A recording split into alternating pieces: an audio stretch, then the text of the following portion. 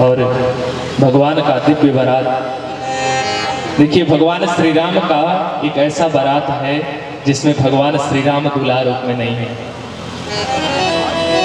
और भगवान श्री राम जी का दिव्य बारात जो अयोध्या धाम से जनकपुर को आ गया है। और यहाँ पे मैया जानकी का मंगल होने लगा है और गांठ जोड़ी जा रही है। अरे जोड़ी गई गांठ पट पीत चुनरी के साथ, अरे जोड़ी गई गांठ पट पीत चुनरी के साथ, जोड़ी गई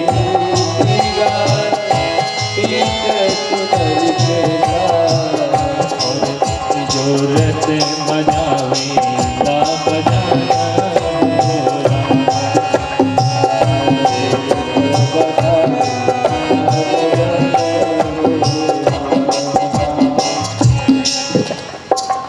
मैया का गांठ जुड़ गया और भगवान के साथ मंगल होने लगा। जब भगवान श्री राम अपने हाथों में सिंदूर को उठा के और मैया का मांग भर रहे हैं, मारो कि नाग मणि को उठा करके, उस अमृत को उठा करके उस चंद्रमा की चांदनी को सौंप रहा है। इस प्रकार से दिव्य सुंदर दृश्य है।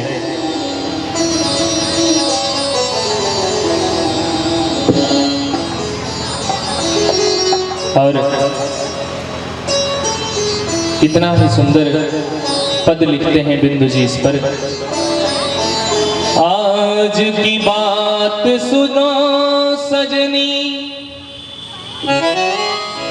आज की बात सुनो सजनी, मड़वो भयो एक कौतुक भारी, जीवत जान बरात सभी, अवधेश लखे मिथिलेश अटारी। राम के रूप अनूप बिलोक के, भूल गई सब गावत गारी,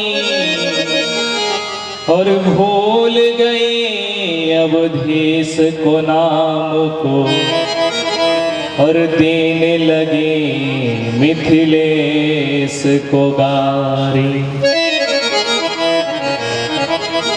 भोजन हो रहा है और माताएं गारी गा रही हैं, और किसको? तो जब राजा दशरथ को गाली दे रही हैं, तो एक बार श्री राम जी उनकी तरफ देखते हैं, और जब भगवान श्री राम के रूप को देखने लगती हैं माताएं, रूप इतना मनोहर है, इतना दिव्य है कि भूल गए अवधेश के नाम को, देने लगे मिथिलेश को गारी। राजा दशरथ के नाम को, राम जी के नाम को भूल गई और जनक जी को ही गालियां देने लगी। जनक जी की है। एक बार हम गए थे शादी कराने, और वहां पे माताएं गाली दे रही हैं, अरे सब केहू बैठे यारी यारी, पंडित महादुआरी जी बैठे यारी यारी, छतवा पर से कुदल बिलरिया ले गई मोछी उखाड़ी जी, छतवा पर से कुदल बिलरिया ले गई मोछी उखाड़ी जी। तब से हमने मोछी कटवा ली।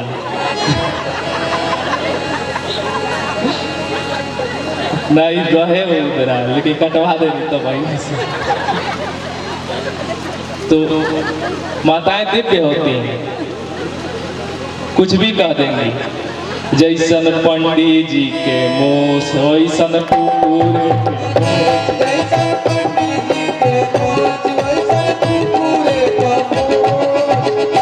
अब बताइए कौन रखेगा मूछ, कौन ब्राह्मण रखेगा मूछ? जाओ आजकल के यही जाइए शादी कराने यही गाली सुनने को मिलेगा।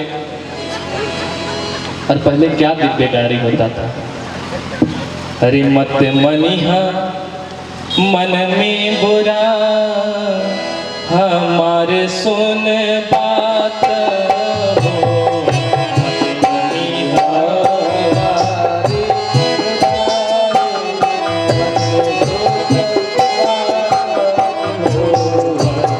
मनिहा बुरा मन में बात हमारे सुन बात रे हो।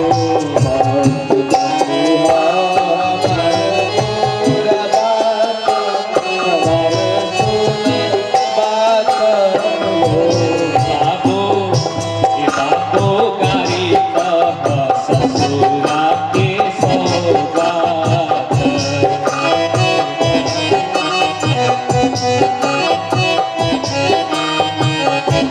बाबू गारी है ससुरारी के सौगात।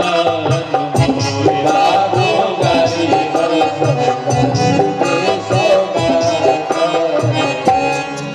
उलाहना दे रही है श्री राम जी को कि न हम तोह के बोलानी अरे पढ़ी हम तोह के पठानी ने बतावा हो।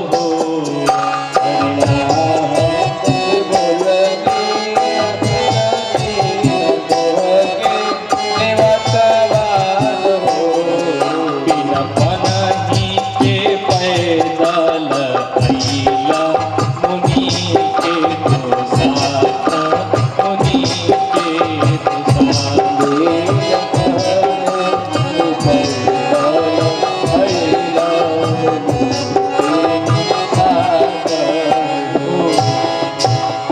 कहती है कि मैंने आपको कभी न्योता नहीं दिया, कभी बुलाया है नहीं, आपने तो मुनि के साथ आया है, और वो भी बिना जूते का, बिना चप्पल का। अनेकानेक प्रकार से माताएं गाली देती हैं और भगवान श्री राम का दिव्य बारात वहां से अब बारात का जाने का समय आ जाता है। और जब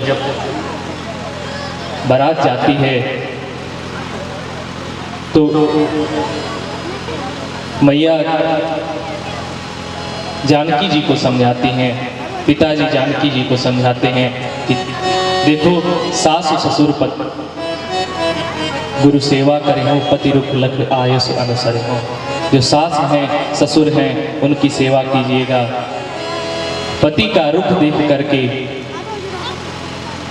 और तब उनसे कोई बात कहिएगा।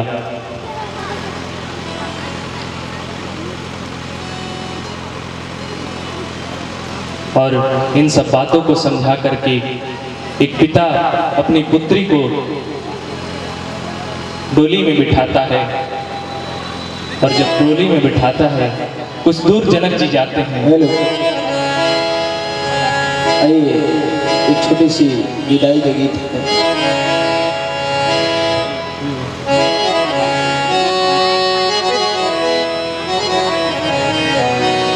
अरे जमिया बई ठवलई पाता अपनी हो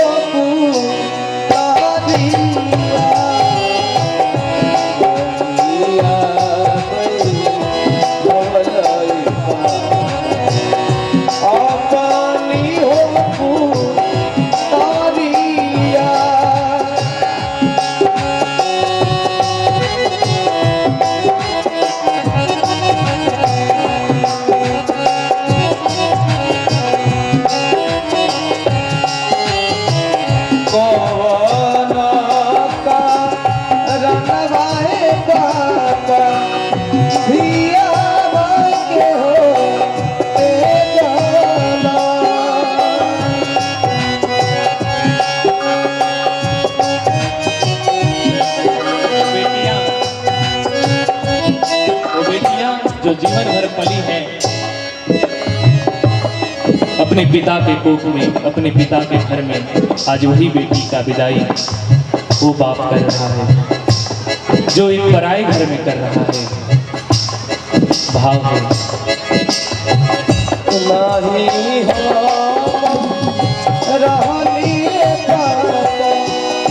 चोरानी से हो जानी।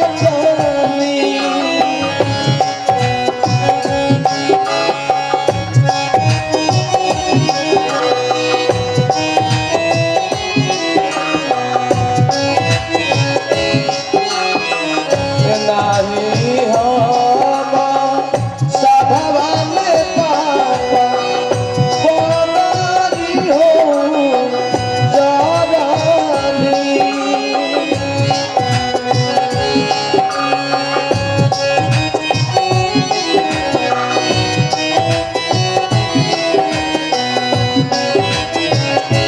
अब पापा ने अपनी बेटी से कह रहे हैं नाही तो रहलू ए बेटी चोरानी से हो जानी।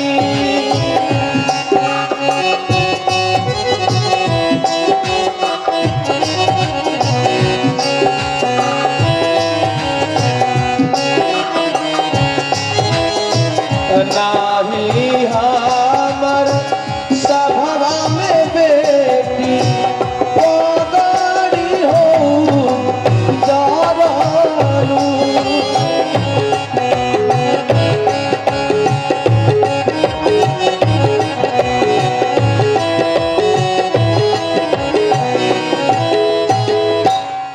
हाथ सीता का राम को दिया जनक राजा देंगे और क्या।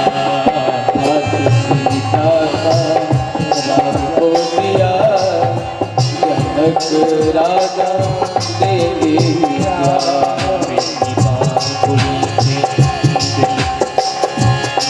बेटी बाबुल के दिल का टुकड़ा जनक राजा देंगे और क्या।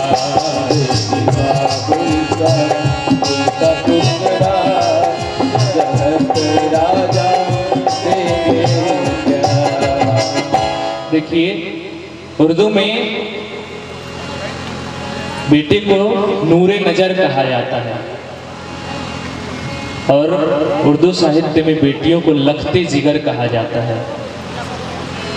अगर मनुष्य का नजर न रहे तो जीवित रह सकता है, लेकिन बेटियां जिगर के टुकड़े हैं। अगर जिगर ना रहे तो मनुष्य कभी जीवित नहीं रह सकता है।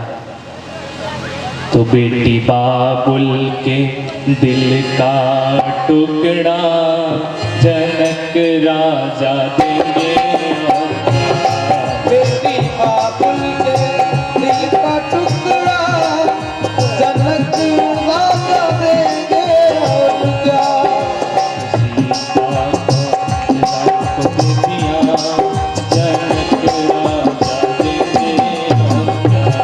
हाथ सीता का राम को दिया जनक राजा देंगे क्या। ऐसे मैया जानकी का विदाई करते हैं और जब मैया जानकी आती हैं अयोध्या को तो राजा दशरथ समझाते हुए रानियों को कहते हैं कि बधूलरी कनी पर घर आए।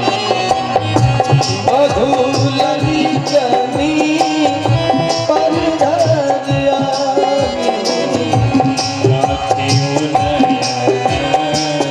पलक की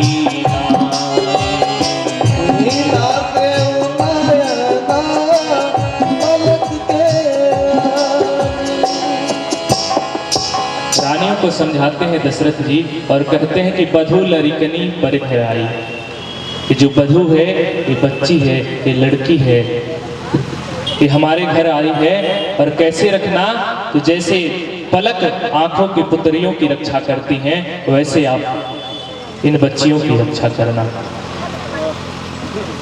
गोस्वामी जी लिखते हैं, सिय रघुवीर विवाह से सब प्रेम गावहि सुनहि, तिन कहो सदा उछाह मंगलायतन राम। जब तेरा ब्याही घर आए, जब तेरा ब्याही घर आए, नव मंगल मोद बधाए। हाथ नहीं मंगल मोद बधाए। रिद्धि सिद्धि संपदन तिहाई, रिद्धि सिद्धि संपद नहीं पाई। मगे अवध अम्बुज कहवाई।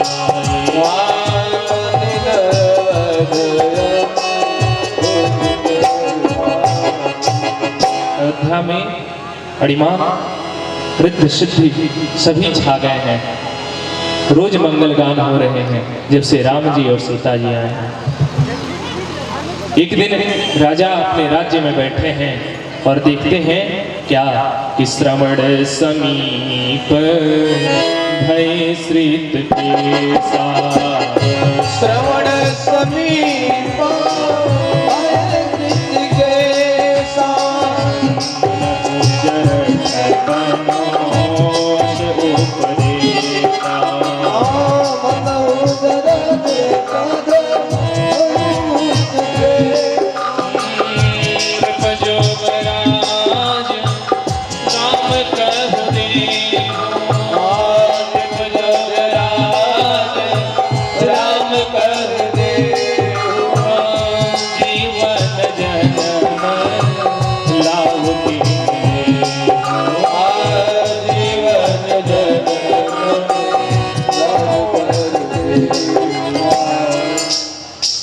अपने स्वर कान के समीप देखते हैं राजा कि बाल जो है सफेद हो गया है। उसी तत्काल क्षण में राजा के मन में विचार आ जाता है कि ये जो राज्य है इसे राम को प्रदान कर देना चाहिए। और जब गुरुदेव से पूछने जाते हैं तो गुरुदेव कहते हैं कि बेग विलंब न करिए गोसाई। अगर ऐसा मन में विचार आए तो तुरंत कर लेना चाहिए। जब भी मन में विचार सत्कर्म करने का आए, कोई दान देने का आए, कोई ऐसा कर्म करने का आए जो हमारा अगला जन्म भी संवार देगा, तो उसको तुरंत कर लेना चाहिए। अगर विचार मन में ऐसा आता है कि आज इनसे झगड़ लेना है तो कभी भी उसे समय पर टाल देना चाहिए। समय पे टालने से हो सकता है जो अनहोनी आपके साथ आज होनी है वो नहीं होगी।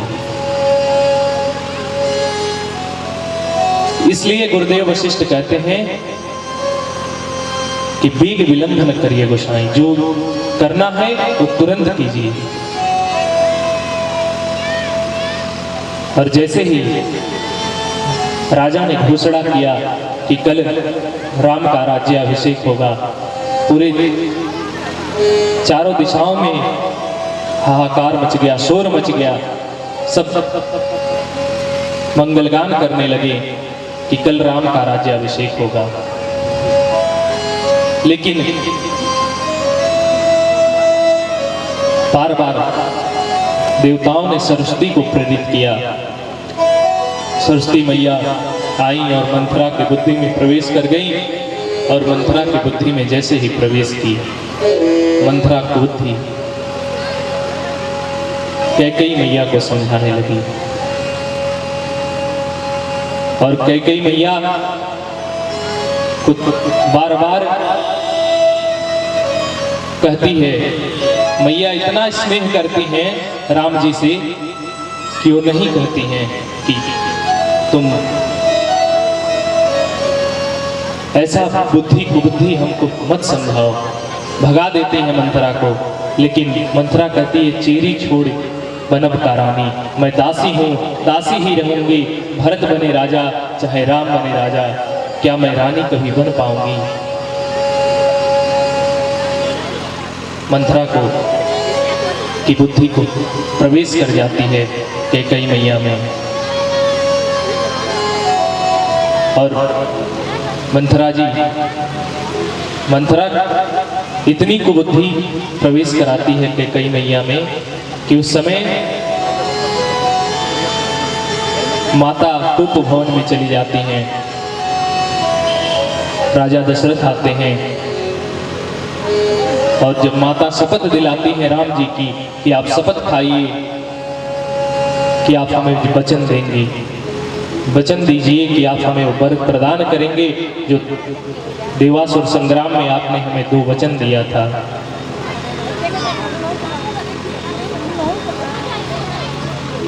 राजा कहते हैं कि रघुकुल रीति सदा चली आई, रघुकुल रीति सदा चली आई, प्राण जाए पर वचन न जाए, प्राण जाए पर वचन न जाए।